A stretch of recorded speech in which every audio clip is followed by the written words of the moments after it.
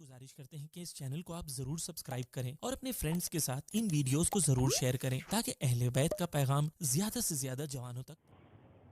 जितना हम करबला के शुहदा के बारे में सुनेंगे, जितना उनके बारे में पढ़ेंगे, यकीन कीजिए कि उतना हम इमाम हुसैन के नजदीक हो सकेंगे। करबला के कुछ शुहदा आम दूसरे शुहदा के मुकाबले में उनका दर्जा कुछ बड़ा था, और आज एक ऐसे शहीद का तज़किरा अभी आपके सामने करना चाहता हूं जो ज़ाहिरी तौर पर करबला में नहीं थे, लेकिन उलमा ने हमारे उस शहीद को करबला के शुहदा में शुमार किया है। जानते हैं वो शहीद कौन है? जनाब मुस्लिम। जनाब मुस्लिम करबला में शहीद नहीं हुए हैं, कूफा में शहीद हुए हैं। लेकिन उलमा पहली मुहर्रम को आमतौर पर जनाब मुस्लिम का तज़किरा कर शहीद हुआ है, और जिस तरीके से शहीद हुआ है करबला के शुहदा से बहुत ज्यादा मिलता जुलता है। अब तसव्वुर कीजिए कि जिस वक्त इमाम हुसैन मक्के में थे और उस वक्त एक तरह से ये गुफ्तगू शुरू हो चुकी थी कि हुसैन की जंग होगी यजीदियों के साथ में, तो लोग आपस में ये बात करते थे कि जिस लश्कर में 3 जवान होंगे उस लश्कर को कोई नहीं हरा सकता है। कहा वो 3 जवान कौन?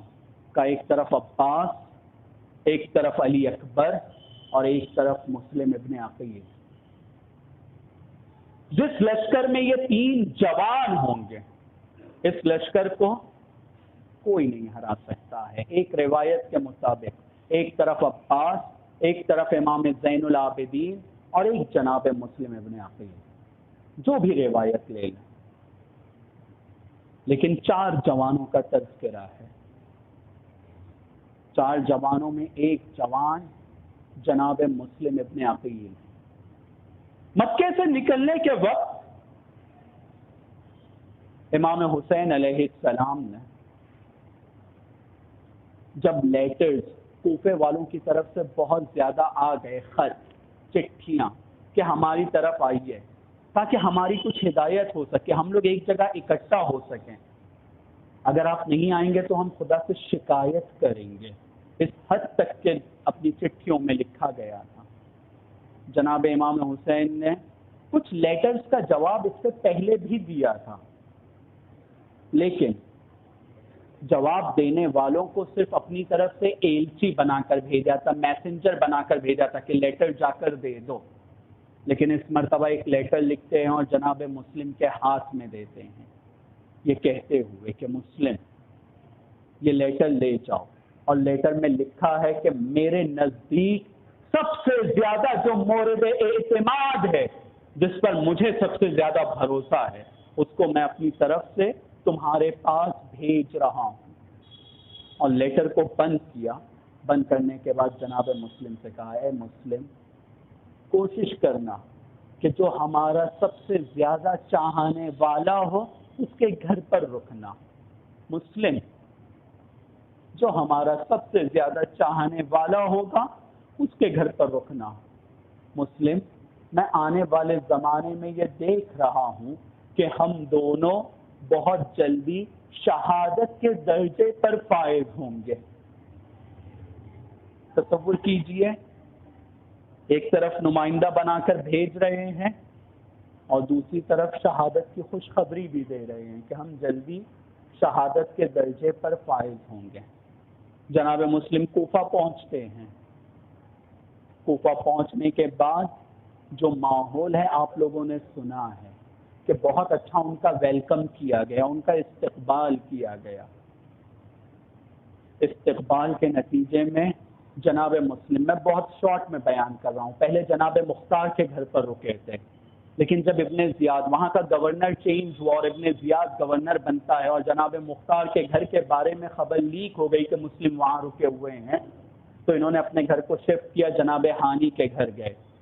और फिर जनाब हानी की उस दर्दनाक शहादत का वाक़या आप लोगों के सामने कि सिर्फ उन्हें जुर्म में मारा गया है, کہ یا تو مسلم کو ہمارے حوالے کرو یا میں تمہیں زندہ نہیں چھوڑوں گا. لیکن جناب ہانی نے شہید ہونا پسند کیا، لیکن جناب مسلم کو ابن زیاد کے حوالے نہیں کیا.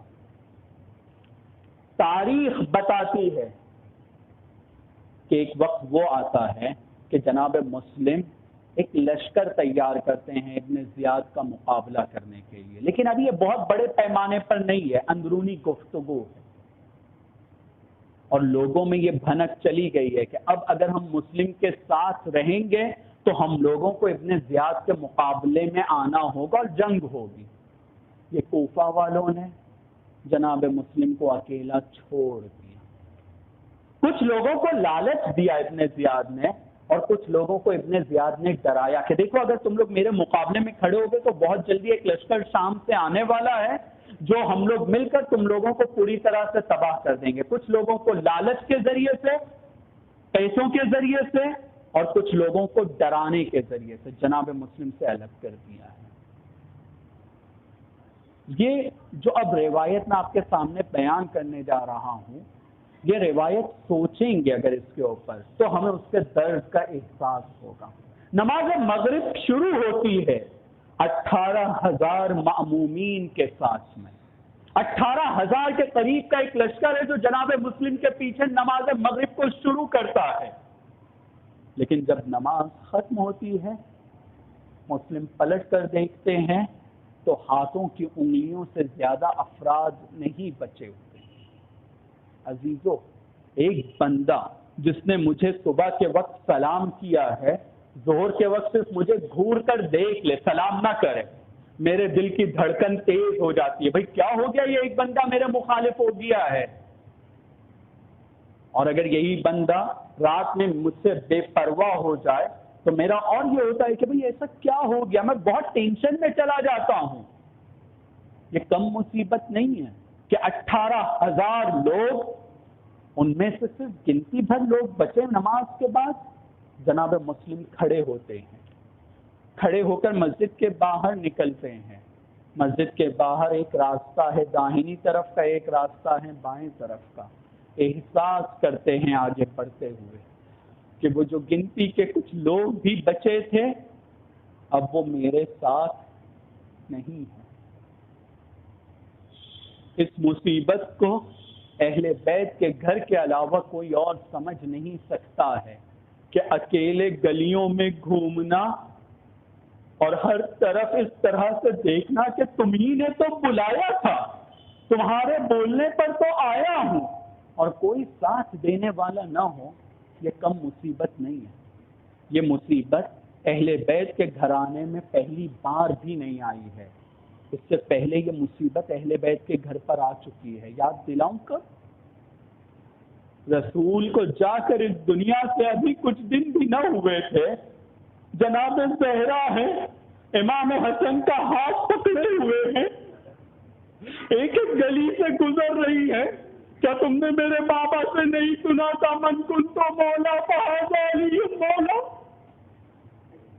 کون ہے جو میرے اس شوہر نامدار کے لیے آگے بڑھے گا؟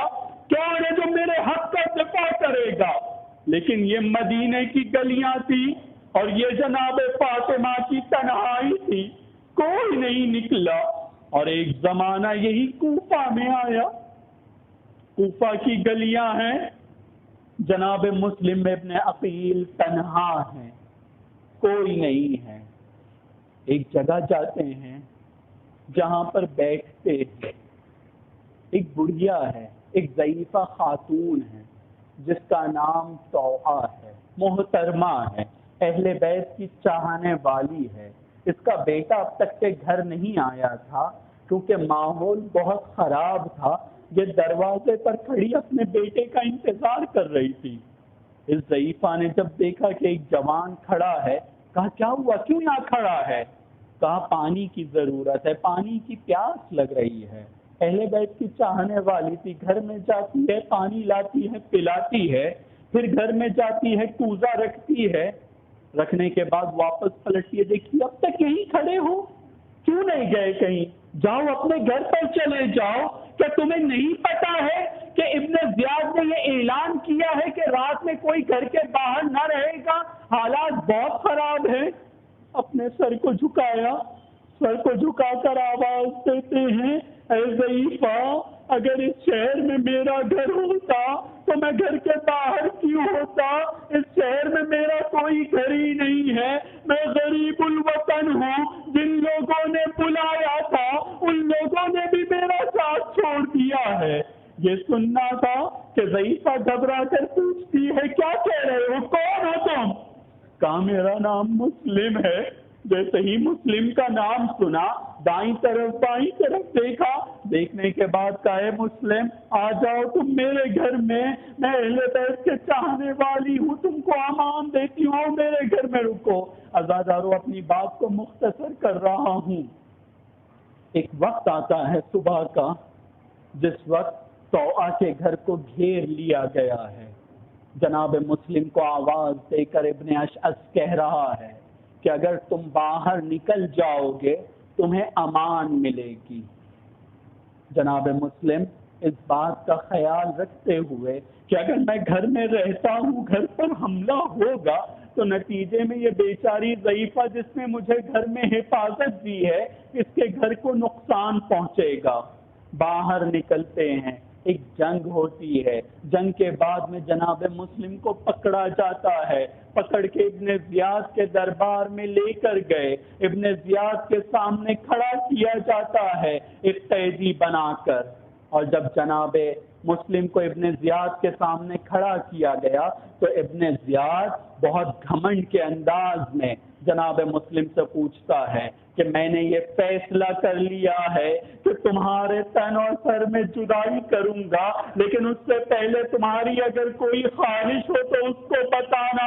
جناب مسلم کی ایک خواہش یہ تھی کہ میرے مولا کو میں نے نامہ لکھا ہے کہ مولا کوفے میں لوگ آپ کے استقبال کے لیے تیار ہیں، آپ کوفے کی طرف آ جائیں، کسی کو بھیج کر مولا کو یہ بتا دو کہ کوفے کی طرف نہ آنا، کوفے والے اب پلٹ چکے ہیں۔ ابن زیاد نے کہا اس خواہش کو پورا نہیں کروں گا۔ دوسری خواہش اور ایک خواہش یہ تھی کہ اگر ممکن ہو، میں مختصر کر رہا ہوں، ممکن ہو تو مجھے ایک جرعہ، ایک کٹورے، ایک کوزے میں پانی دینا تاکہ میں پانی کو پی سکوں۔ آزادارو، ابن زیاد نے کہا ٹھیک ہے، اس خواہش کو پورا کیا جائے گا۔ جناب مسلم کے لیے پانی لایا گیا۔ جناب مسلم نے جیسے ہی اپنے دونوں ہونٹوں سے کوزے کو لگایا، دیکھا ہونٹوں پر موجود خون پانی میں مل گیا، اس کو واپس کر دیا۔ دوسرا کوزہ لایا گیا، اس سے بھی اسی طرح سے ہوا۔ تیسرا کوزہ لایا گیا، ایک مرتبہ مکے اور کوفے کے درمیان کی طرف رخ کر کے ارشاد فرماتے ہیں، مولا پتہ نہیں کیا مصلحت ہے، جب پانی منہ سے لگا رہا ہوں پی نہیں پا رہا ہوں، شاید مصلحت یہ تھی اے مسلم تمہارا شمار کربلا کے شہداء میں ہوگا، کربلا میں بھوکا پیاسا شہید ہوا ہوں، تمہیں حوض کوثر سے سیراب ہونا ہوگا۔ الا لعنت اللہ علی القوم الظالمین وسیعلم الذین ظلموا ای منقلب ینقلبون۔ خدایا ہمارے اس مختصر سے عمل کو قبول فرما، خدایا امام زمانہ کے ظہور میں تعجیل فرما، ہمیں ان کے مددگاروں میں شمار فرما۔ وآخر دعوانا ان الحمد للہ رب العالمین۔